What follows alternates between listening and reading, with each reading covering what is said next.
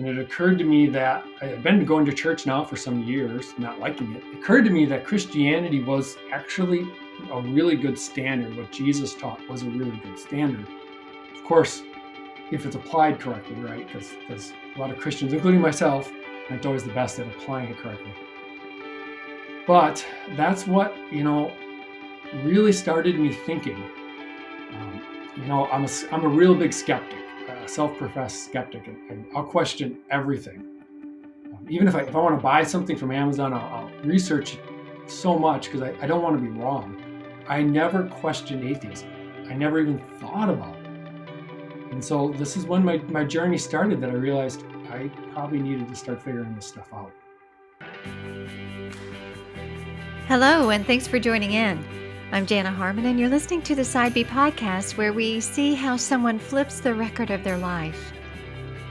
There is a general presumption among atheists that there is no evidence for God, so they do not look, and they find what they do not seek, disbelief.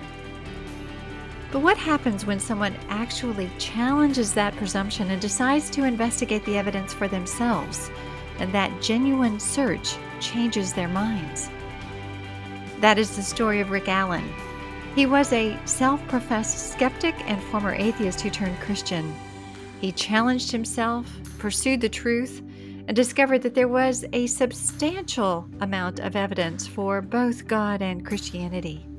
Today, he's here to talk about his journey from atheism to a strong belief in God. I hope you'll come along and listen to what he found. Welcome to the Side B podcast, Rick. It's so great to have you here today to tell your story. Well, thanks a lot. I'm really excited to be here and share it. Wonderful. As we're getting started, so we'll know a little bit about you. Why don't you tell us a little bit about yourself? Sure. I live in the U.S., Midwest U.S. for all my life. I grew up in Milwaukee and then moved to Minneapolis about 25 years ago with my wife. And we've been married for 27 years now, and 2 kids. They're twins, a boy and a girl, and they are 19 years old and just starting college.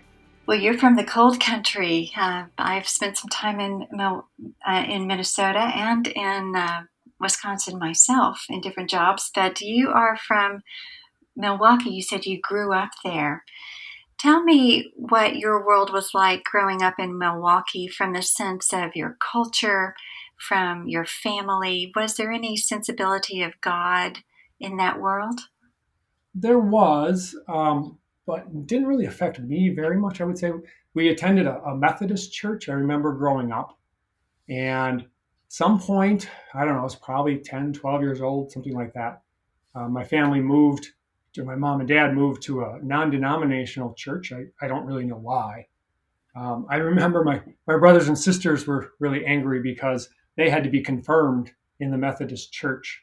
And I got out of that because now we're non-denominational. Right.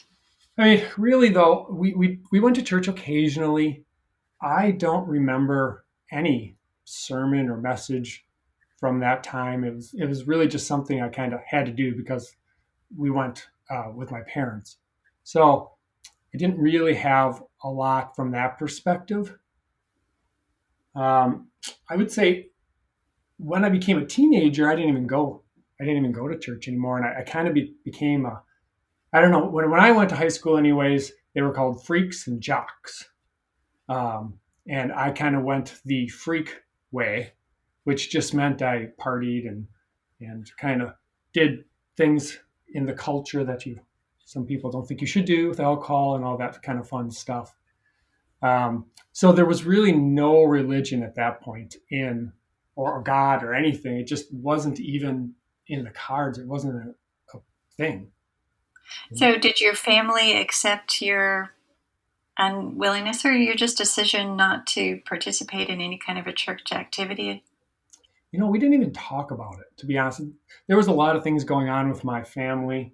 My brothers and sister both had some problems, and my mom had some problems, and we moved out to Utah temporarily and came back after a couple months. It just wasn't a good time for the family. So I was pretty much on my own as a teenager. and there just wasn't anything about God or religion in the picture. Mm. So when you stopped going, did you just kind of release that part of your life without much thought, or was it something that you decided to take on a non-religious identity, like agnostic or atheistic? I would say I'd have to say I was agnostic. There literally was not any thought put to it that I can remember. So did you even consider what belief in God was? What did you think that religion was, apart from something that you just left behind? Um, I would say if I thought about it at all, religion was probably something made up. Back then, I mean, it just so was such a non-event. It just wasn't there. Mm. It just was not on the radar. Not at all. Yeah. So what happened next in your journey? You were a teenager, you were partying, you just were being an average, I guess, teenager, high schooler around that time, and you didn't think about God or religion much. What happened next in your life? Well, I did go to college, and somehow I found a way to do well in my studies, which I didn't in high school, and still maintain that lifestyle. So things were pretty, I would say, fun in college, not knowing any different way. And then I had an internship in Milwaukee in my last semester, and that's when I met my wife. She had an overlapping internship. She was going to Eau Claire in Wisconsin. And so that's where we met. I actually interviewed her for the job, which was kind of fun. Um, she was a believer, but not a follower, I guess is the best way I could put it. You know, she'd go to church sometimes, but she pretty much joined me in my lifestyle. We have a kind of a joke that during that time of the life is I didn't force her to do anything. I just kind of showed the yellow brick road and she just kind of walked along with me on it. Mm. Yeah. Um, but the fun, if I want to call it fun, started after college, sometime after college. And something happened to her. She had a drive to Milwaukee from Minneapolis with her sister. And her sister basically told her, I don't know exact words, but did you know you can have a relationship with Jesus? Did you know it can change your life, kind of a thing? And she started to change. She went to church on Sundays without me. She became part of a small group, which at the time I didn't even know what a small group meant. And I just really wanted nothing to do with it. I was afraid religion would take away the fun that we were having. I don't know if you know, you've been around the Midwest here, so you probably know who Jesse Ventura is. Oh, yes. And he was governor of Minnesota right around this time. And he did an interview for Playboy magazine, of all magazines. And in that interview, he has a quote, and I use this a lot in my talks, is organized religion is a sham and a crutch for weak-minded people who need strength in numbers. And I really, really resonated with that. Mm. So that's where I was at that time. That was when we had moved to Minneapolis. There was a good side of it for me is I could get a lot of stuff done. She was off doing her church thing, and I was doing projects. I'm a handyman, so I was doing a lot of projects. So from that perspective, I didn't mind it too much. So you didn't resent her for having moved more towards this seemingly religious life. Well, I wouldn't go that far. I would. There was some resentment there. I didn't want her to do it. Because again, at that time, you just thought it was a crutch. It was for weak people, weak-minded people. Yeah, I thought she was going to become a Bible thumper, and some of the things that our lifestyle included, I knew were not included in a Christian or in a religious fashion. Mm. How long did you all move in this direction where she was moving towards God and you were not? Yeah, it was for quite a few years. So this was probably around the year 1996 or somewhere in there. our kids were born in 2001, and she started taking them to church. And again, it was nice. I would have the Sundays pretty much in the mornings to myself. I finished our basement and did some other things. But when the kids were like 4 or 5, my sister once talked to me about, you really should go to church to support her. And my wife asked me to start going for our son because our son was like, why? I don't want to do this. So I started going with her to church to support her. Um, but I think this is probably when I'd start labeling myself an atheist. Mm. Yeah, church really turned me off. The whole idea of the Bible being a fairy tale, kind of made up. I really thought it grew over time. It's just like the telephone game. And the thing about church was, I never once remember any evidence being provided about God, about Jesus. It was just Bible verses and talking about the Bible. And I always thought the worship, it just went on forever. And of course, at the end, then they always asked for your money. Right. So yeah, I was going the other way by going to church. Interesting. Interesting. As you were going the other way and embracing more of an atheist identity, were you looking more at the foundations of your own atheism?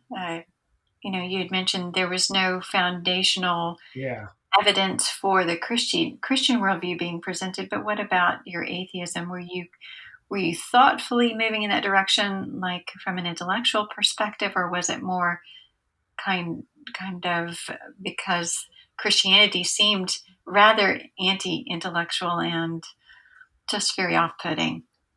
It was just off-putting. It was all emotional. I Mm.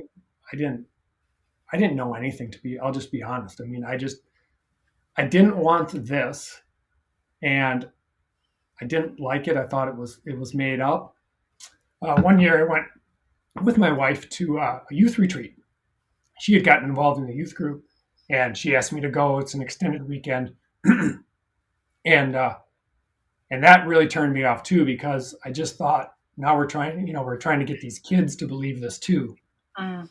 The ironic thing is, some years later, my wife and I actually ended up being directors of that youth retreat for about 200 plus kids. So things did change. Yes, they did. But at that time, it was adding more fuel to the fire, I guess, for you to turn away from all of that towards atheism. Yes, yes. So, I'm curious, were there other atheists in your world, people who believed similarly to you that reinforced your views, or were you pursuing atheism more strongly on your own? Yeah, I wouldn't even call it pursuing.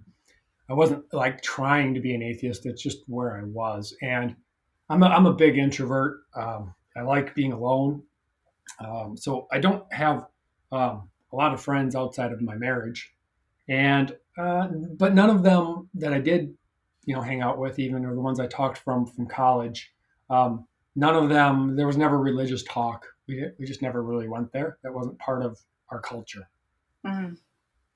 In the upper Midwest, it seems to be a nominally Christian or Catholic culture. Is that right? So there's a presumption of God somewhere Yeah, in the, I think that's true. Yeah. yeah. So I would imagine you would find yourself in many ways a bit alone in terms of your identity and just because of your circumstance and your personality. So Yeah. how did yeah so your wife is continuing on in a Christian pursuit. She's bringing your children and getting indoctrinated, I guess, in your Mhm. view. So what then happened next?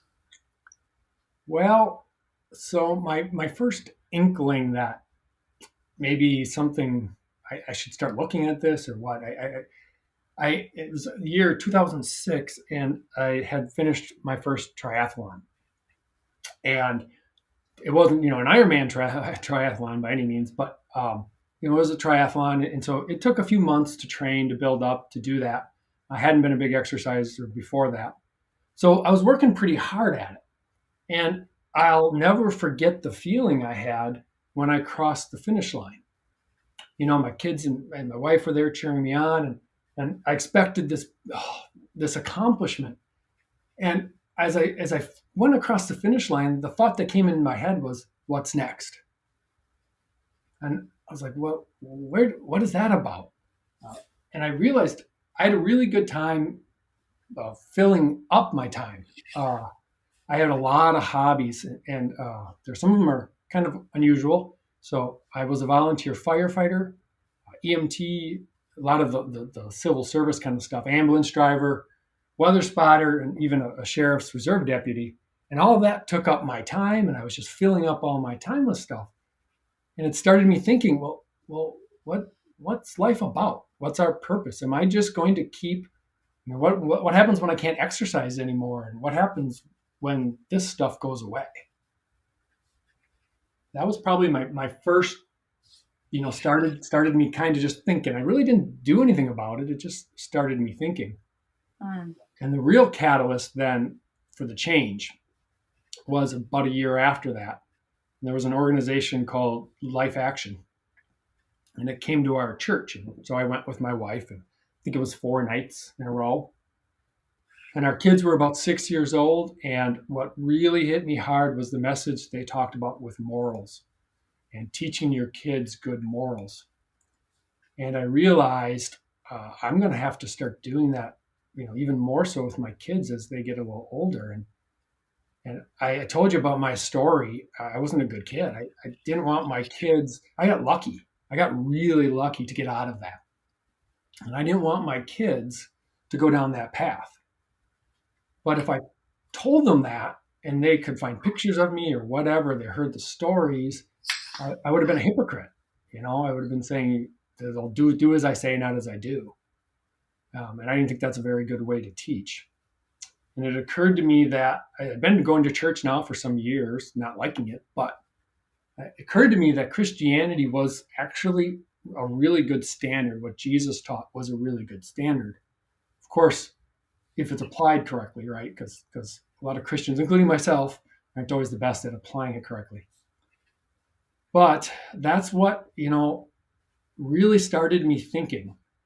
I'm a real big skeptic, self-professed skeptic, and I'll question everything. Even if I want to buy something from Amazon, I'll research it so much because I don't want to be wrong. But I realized you asked this earlier, I never questioned atheism. I never even thought about it. And so this is when my journey started, that I realized I probably needed to start figuring this stuff out. I'd like to pause for a moment and tell you about the Csus Institute. We are living in a day and time when Christianity is being increasingly marginalized and even canceled, when distractions are prevalent and intentionality towards spiritual growth is curbed. More than ever, we are in need of deeper intentional discipleship as we face challenges in today's world. The Csus Institute is here to serve you, your study groups, and your church in creating mature disciples who know and live out their biblically grounded faith in Jesus Christ. They provide thoughtful, intelligent resources for individuals, groups, and Bible studies. They provide a year-long fellows program for spiritual growth among like-minded Christians pursuing faith in a serious, structured way. And they host events with respected Christian authors and thinkers to help us understand Scripture and the Christian worldview. They also help us engage culture in effective ways. We hope you'll not only take a look at these offerings, but also prayerfully consider donating to this ministry. You can find out more about the Csus Institute and give by going to our website at www.csusinstitute.org. Now back to our story. I know you hadn't really, you say we really hadn't questioned atheism. When I think about that, I think not only the foundations for atheism or the grounding of it, but also the implications like you mentioned a moment ago, that you were wondering about what's life all about, meaning, what's purpose, where do I ground morals? Did you realize at the time that your atheism didn't provide some sense of objective grounding for those things, or were those just more existential things that you felt and you really hadn't associated them with your atheism? Yeah, it would be the latter. I really hadn't associated it. And actually, um, I did about 5 years of intensive study on this stuff, and morals, believe it or not, were actually towards the end of really understanding that, and putting it all together, that atheism and naturalism, you can't really ground morals. But that was pretty late in the journey where I kind of put that together. Ah, I see. So you came to a point of realization then in your story that you said you never questioned atheism, and that what does that mean to you in terms of how did you pursue that skepticism, that questioning of atheism? What did that look like?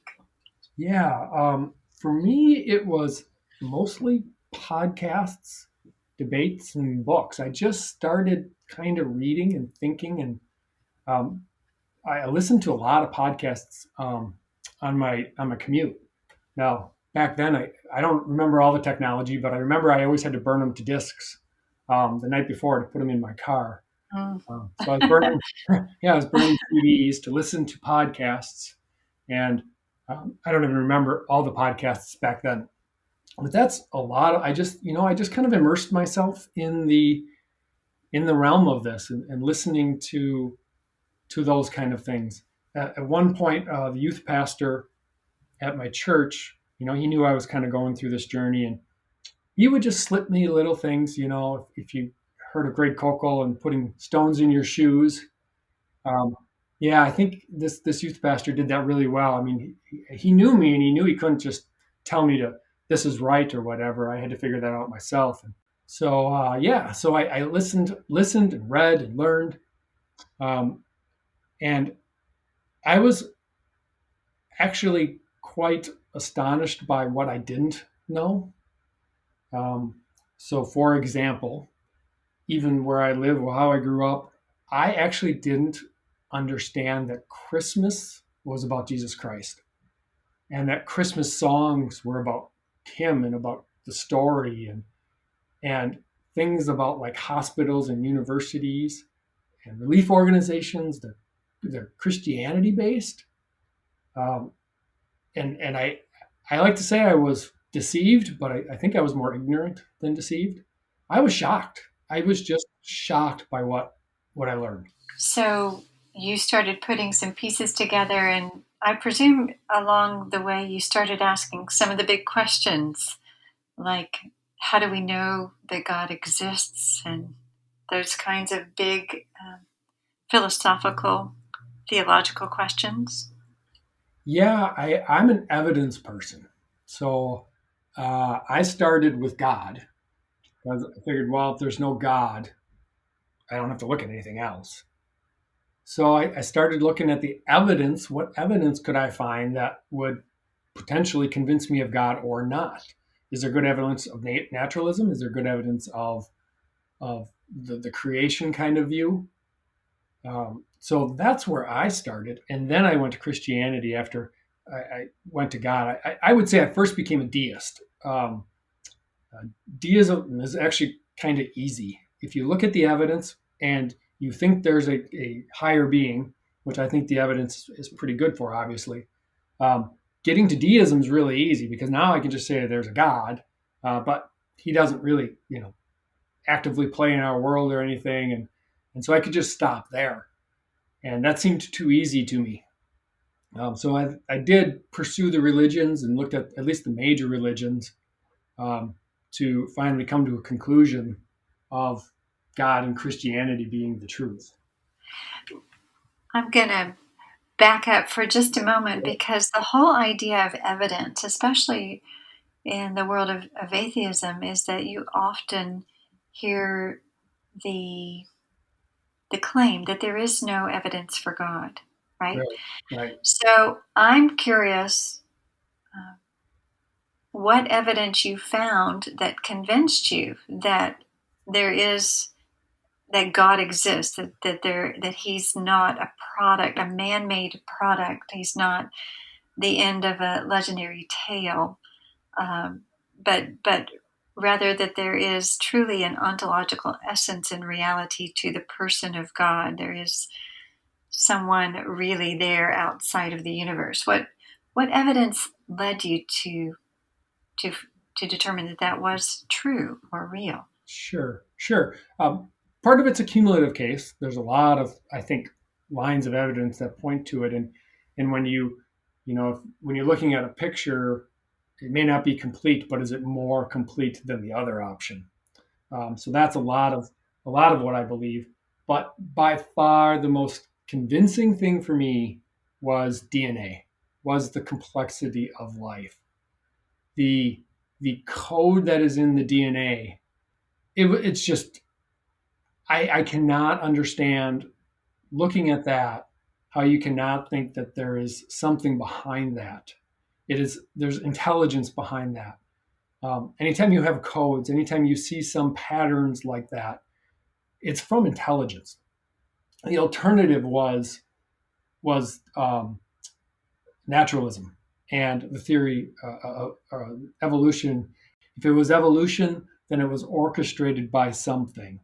If it was creation, then it was orchestrated by the creator. Um, there's machinery in our cells. I do believe in the irreducible complexity of some of these things, and just the complexity of the cell itself. And back when Darwin, made his theories, they didn't know any of this stuff. That is by far what immediately pretty much convinced me there had to be something more than just chance and random mutations over millions of years. Um, That that there was a mind behind the immense information in the cell. there's always a mind behind information. We don't look at anything else and say, well, that just happened by chance. We don't look at machines and say that just happened by chance. If I went to the moon and there was help scribbled out on something on the moon, we wouldn't say that just happened by chance by the nature. We wouldn't have any idea who did it, right? But we wouldn't say, oh yeah, that was just made up. That just happened because nature must have done it because we can't explain it other ways. So the God hypothesis is really, for you, the best explanation behind what we see in the intelligent and complexity of the cell, and that naturalism on its own, with its just random variations and mutations, isn't sufficient to explain it. Is that what you're saying, Yeah, basically? yeah, and then you add on things like near-death experiences and the afterlife and um, fine-tuning of the universe, and then you do come to the moral argument, and you just start putting those together, and the better explanation. It's not airtight. I'm not going to ever be 100%, but the better explanation is certainly a God or a supreme being of some sort that created all this. Hmm. So you came to a place where you were confident that a supreme being exists. Yes. Like you say, you moved towards deism, and that was a rather, it was a step in a direction towards belief, certainly a belief in a higher being, but not necessarily in any particular religion. So it's then you mentioned that you started looking at the major religions. Hmm. To, so if there was a God, then which religion or worships the right God, or how did you tease that out? How did you pursue that? Yeah, I think again more from an evidential standpoint. So looking at the history of the religions, looking at their artifacts, if they have writings, at their artifacts, looking at their leaders, um, and I don't remember much about all the details back then, but it seemed that Christianity was evidentially better. I still didn't understand the relationship and all that kind of stuff, but I found that I got to a point where where I believed it enough that I started moving forward. Um, but as I'll mention in a little bit, I actually kind of came backwards for a while. But it was about 2011. When I knew I had changed and kind of figured enough out, is I was camping. I used to camp every year with a college buddy, and that was back a little, with the hedonistic kind of lifestyle, and I'd relive that on weekends camping sometimes, even though I'd changed for the most part at home. But this one time we were up late night Saturday night around the campfire, and I ended up defending why I thought God and Christianity was true. I became an apologist that night. Wow. Yeah, that's when I knew. Okay, I think I probably am moving in this direction. I need to keep going, and so I ended up becoming baptized. I kind of went all in. I had attended Alpha at our church. I became an Alpha leader. I threw away all my magazines. I changed all my playlists. Uh, I stopped. I like to say I used to choose my movies by the content, and now I filtered it by them. Um, and I was kind of all in, but I actually kind of changed my mind twice. I use hiking as a metaphor. When you hike uphill and you're hiking up a big mountain, there's a lot of switchbacks. You don't just go straight up. And for a skeptic like me, it's really hard to believe this stuff. And so I was doing these switchbacks, and then sometimes you get up almost to the peak. You can even see the peak, but weather turns you back or whatever, and you have to retreat. So I ended up retreating. This was about 5 years ago, 2015, somewhere in there. I started doubting again, um, and I kind of kept it a secret from most people. But I was like, did I really look at all this stuff impartially? I have so many Christians around me, and as you mentioned, Minnesota's kind of, it's got a lot of religion. I mean, the U.S. has a lot of religion to it. So did that influence me? How impartial I was? So I went back to the drawing board. I started listening to things and reading things again, and I got to the point where I just found myself saying, "Yeah, I've heard that argument. I've heard that." It started becoming repetitive. And then I downloaded a book called Cold Case Christianity by Warner Wallace, and that book was a game changer for me. I'm sure you're familiar with that book. Yes, yes. Yeah, that was a game changer for me because it's so law enforcement based, and I have some of that in my background, and law enforcement and evidence. It's so tangible, and he started, when he described the disciples as eyewitnesses and the gospel being eyewitnesses accounts. That's another thing that just blew me away.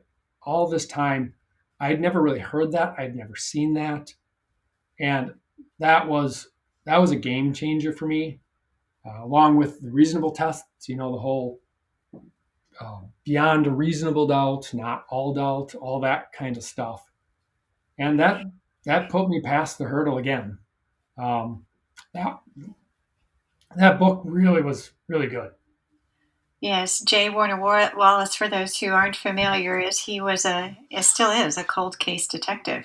And so he knows how to Mhm. look at evidence, especially from a historical past, even long past, and look at what evidence is viable and what can be held as evidence, and then applies it to actually the events surrounding the person of Jesus. And you can draw conclusions based on what he brings forth in that book, and obviously it was convincing to you, right? So, Absolutely. well, I'm curious. You haven't mentioned. I mean, you mentioned the first apostles as eyewitnesses, but what role did the Bible and the gospel, both of those, play in your conversion journey, if any? Well, they did once I got to the evidence of those as well. Mm. So I was also astonished by the accuracy of the Bible, from the archaeology to everything in it, the stories, the people, the titles that they use, the geography, the town names. I mean, everything is so accurate. It became pretty evident to me that it was a work of nonfiction, not a work of fiction. And if all of that is nonfiction, all those archaeological and towns and all those things, that was a clue to me that the story actually didn't grow over time. And when you think about the telephone game, if you tell a story and somebody whispers it all the way down the line, and then at the end, um, the story is completely different. What occurred to me was if the Christian story, I mean, it's not just part of the story that gets corrupted, it's the whole thing. Nothing is like the beginning. So you can't say that the Bible and all its accuracy is good, but the Christian stories must have grown over time. It doesn't work that way. Everything grows over time. So that tells me that the stories are, now they may or may not be true, but they are at least the stories that were told from the beginning because they didn't grow over time. But then you look at the character of the eyewitnesses that wrote these stories and the radical change that happened because of what they say they saw, not because of what someone told them or something that happened in the culture. This is what we saw, and it radically changed their lives. And some of them were Jews, and they convinced other Jews, and something amazing must have happened. And there's lots of theories, all right, of why it wasn't the resurrection, hallucination theory, and all these other theories. But it all boils down to me that these eyewitnesses did what they did because of what they saw, what they say they saw. And all those other theories don't work because they say they saw a resurrected Jesus. So those were the things that really drove me to that, you know what, this is a pretty accurate story, and I can't think of any other reason for why it happened. And I looked at miracles and things like that and came to the conclusion that miracles are possible and still can happen. I mean, the Big Bang is, perhaps the biggest miracle of all. It's outside of naturalism, anyways. So yeah, that's what really convinced me on the Christianity thing. So it became intellectually convincing to you that it not only provided the best explanation for what you were seeing in the physical world, but then the evidence for Christianity seemed to be solid historically, archaeologically, even textually, and from the words of the eyewitnesses and those kinds of things, including the resurrection. And if you put those same tests to the other religions, they don't do so well. Yeah, there aren't very many religions that are grounded in historical time and space that are factually oriented and can be tested. Yeah, and ones that can be tested don't test very well. Right.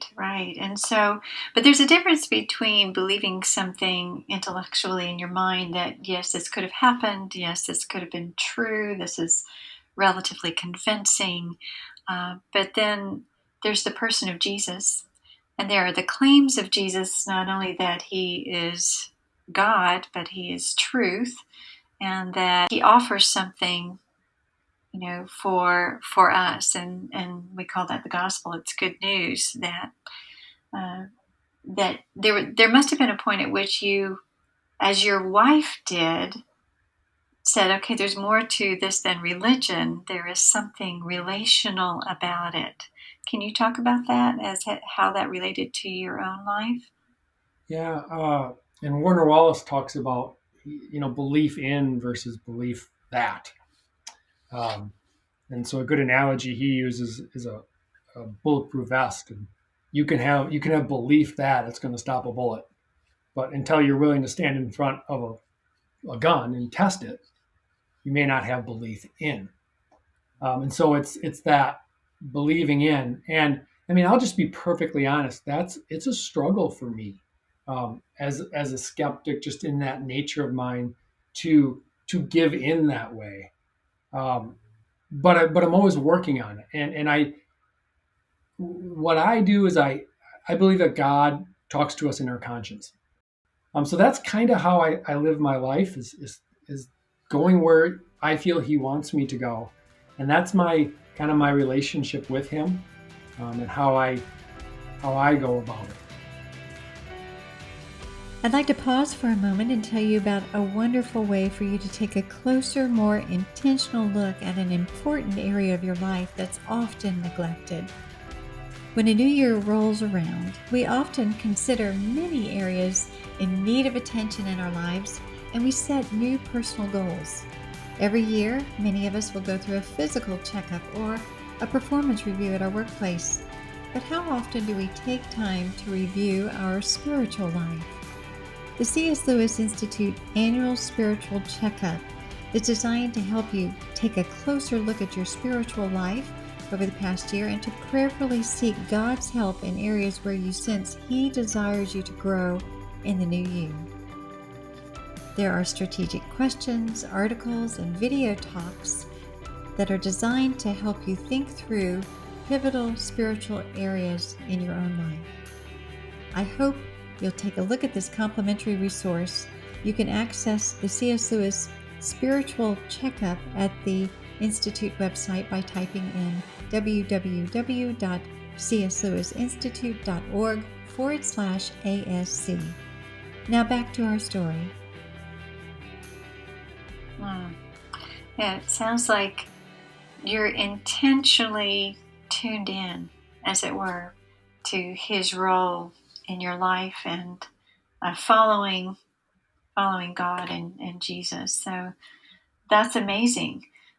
Would you say that your life has changed a good bit since you moved from atheism to Christianity? I'm sure your wife is probably pretty happy about it, so that you are both on the same page. Yeah, she was praying with her, and a lot of people were praying for a long time. But she also knew she couldn't push it. But yeah, night and day. I mean, from a life perspective, and life living perspective, it's a night and day. Uh, just my mentality too of seeing other people, and that they have a viewpoint, that they're hurting, that I have to look at them, is it's an outward versus an inward, kind of viewpoint. That God created that person. That person has worth, but everything else has changed too. I mean, just like I said, movies and just how we live our life and how we brought up our kids, um, and it's been great from that That's perspective. that's wonderful. Now, you had mentioned one of the things that caused you to question your own atheism was when you were living your life and it seemed that you had temporary purpose and meaning, and hobbies and accomplishments that they didn't seem to satisfy, or you'd be having to look for what's next. Would you say that in some sense Christianity has changed your perspective or your understanding of what your life's meaning and purpose is?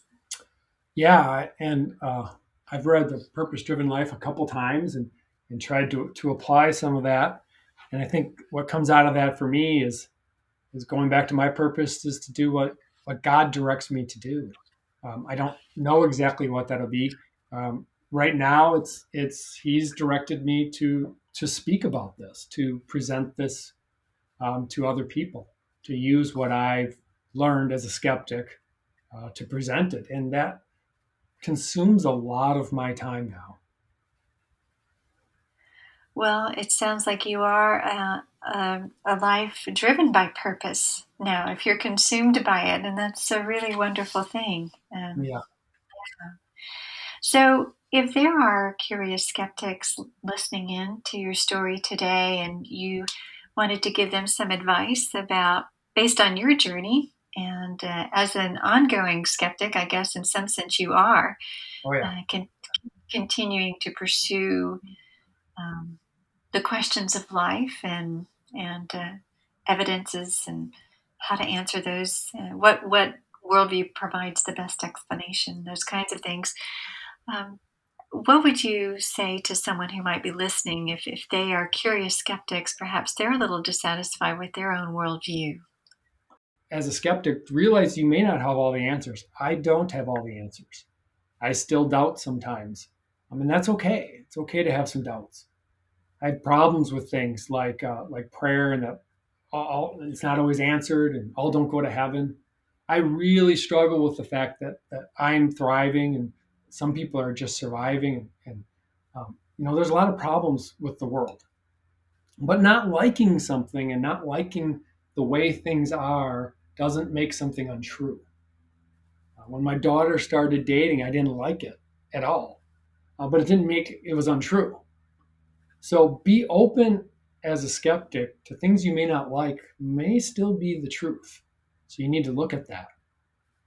From a social media perspective, I personally say no, don't even go to social media. People are just so mean.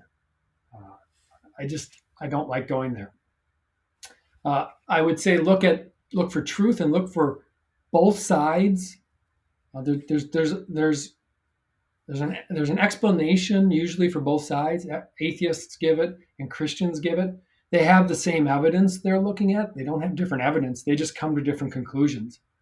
And they can be extremely, I actually thought that Christians were not very educated or easily persuaded, maybe deluded kind of a thing.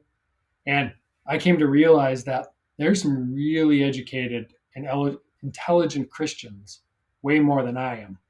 So be open to that. But ultimately, listen to the experts, but ultimately you have to be the juror on the case. You have to look at the evidence they're looking at, just like you would in a court of law.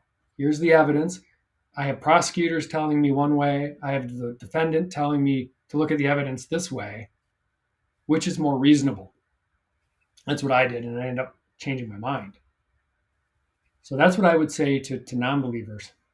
That strikes me that in that posture of your own search, you were trying to be as neutral as you could and allowing the evidence to lead you where it did, rather than having a predisposition or a closed offness. Is that a word? Yeah, that so. you weren't closed to what you were seeing, that you actually were open to consider the evidence, even if it wasn't something that you really liked. I liked what you said there, that just because you don't like it doesn't mean it's not true, and that we Yeah, need to be honest. We need to be honest enough to go where the evidence leads. yeah, I think that's really important when you're looking at evil and suffering. That's a hard thing to look at, and um, an easy thing to say there can't be a God because of evil and suffering. But if, to your point earlier when you talked about is naturalism, if you apply it honestly, if you really look at atheism and naturalism, materialism honestly, then you can't ground evil and suffering. There really isn't evil and suffering.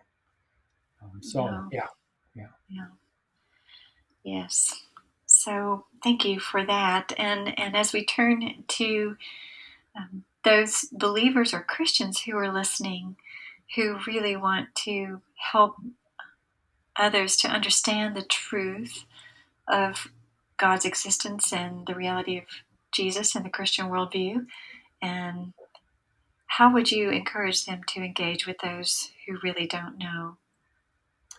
Well, yeah, I think you first have to look at the person because we all have different personalities. If they're a skeptic, if they're like, I don't believe any of that, it's not true thing, uh, don't start with the Bible and don't start with Jesus quotes and pray about it and well, just have a relationship. That is actually a turnoff to most skeptics. They're like, yeah, that's why I'm not going there. Um, be prepared to have evidence, or at least point them to the evidence, point them to books, or point them to something to say, there's there's something out there evidentially that you can go look at, and let them kind of research themselves, as Greg Koukl said. Like I said, put a stone in their shoe, but don't try to convince them with the Bible or any of that stuff because they're not there yet. Maybe you turn them on to say, did you know the Bible's really accurate? And let them go try to figure that out themselves. That's what I would say for skeptics and how to approach skeptics. Well, that's good. I think you're leading with questions, right? To, like you say, put a stone in their shoe, referencing Greg Koukl's Tactics book. If Mm-hmm. anyone's interested in that, you've referenced that a few times. It's really excellent in terms of starting conversations with, or putting something in their mind, like a stone in the shoe, for them to think about, for them to consider, to something that bothers them in a good way. Right. Yeah. So I think knowing resources is really good. And I think what you're also saying is that we don't have to know all of the answers in order to engage, although it's helpful to know something, but also at very minimum to know where someone can look to provide resources to help those who are really interested in things of evidence. The other podcast that I'd recommend people point to, obviously this is a really good one because you hear people's stories. The other one is that really I liked was the Unbelievable podcast by Justin Byerly, and the reason is because it's really usually is a very uh, civil conversation between an atheist and a theist or a Christian, or so you can hear both sides of the story in a nice civil way. I really liked that podcast as well.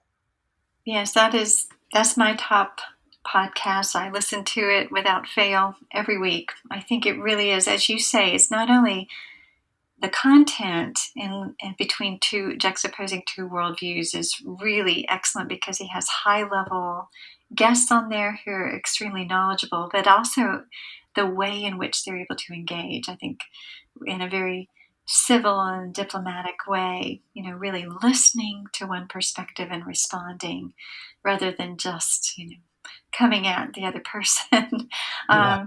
So we've lost the art of civil discourse. And I love Unbelievable for that. Of course, it is the British way. But Justin Brierley does truly an amazing job of moderating sometimes, potentially contentious perspectives. So I am totally in total agreement with you on that recommendation. All And his of book is the pretty good too. Yes, I mean, that if you're a skeptic, it's interesting to listen or to read a book from someone who's heard all the arguments for 10 years and goes a particular way.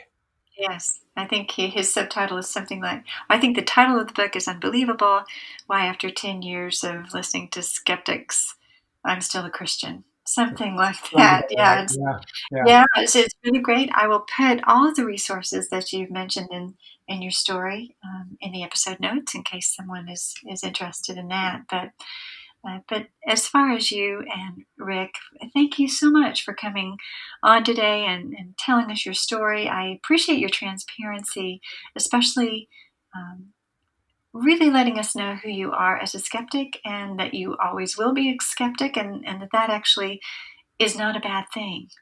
I think we all need to be thoughtful about our own worldviews. Like Socrates says, the unquestioned life is not worth living. And so I think we need to continually be thinking and rechecking and seeing where we are and making sure that we too are responsible for finding and adhering to those truths which we find are supported by the best explanation of evidence and the reality of what makes sense to what not only we understand but what we experience. And it sounds like the Christian worldview has really brought a lot to you in your life, and I'm so happy about that. Thank you again for coming on board today. You're welcome. And I'd just like to say, too, I am presenting this information. I like to give the case for God and the case for Christ. So if anyone's interested in having me speak, I'd love to do it, particularly in the Midwest. But I'm open to other options as well.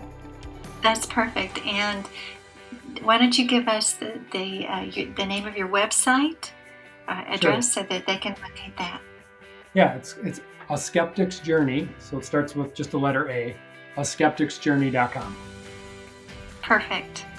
And I will put that in the episode notes as well. So anyone who would like to get a hold of Rick or have him come speak with you or to you or even virtually, I presume, I'm sure he would be happy to do that. All right. Thank you again. You're welcome. I really, really enjoyed the time talking about it. Thanks for tuning in to the Side B podcast to hear Rick's story today. You can find his website and his recommended resources on the podcast episode notes. For question and feedback about this particular episode, you can reach me by email at thesidebpodcast@csusinstitute.org. If you enjoyed it, I hope you'll subscribe, rate, and share this podcast with your friends and social network. In the meantime, I'll be looking forward to seeing you next time, where we will see how someone else flips the record of their life.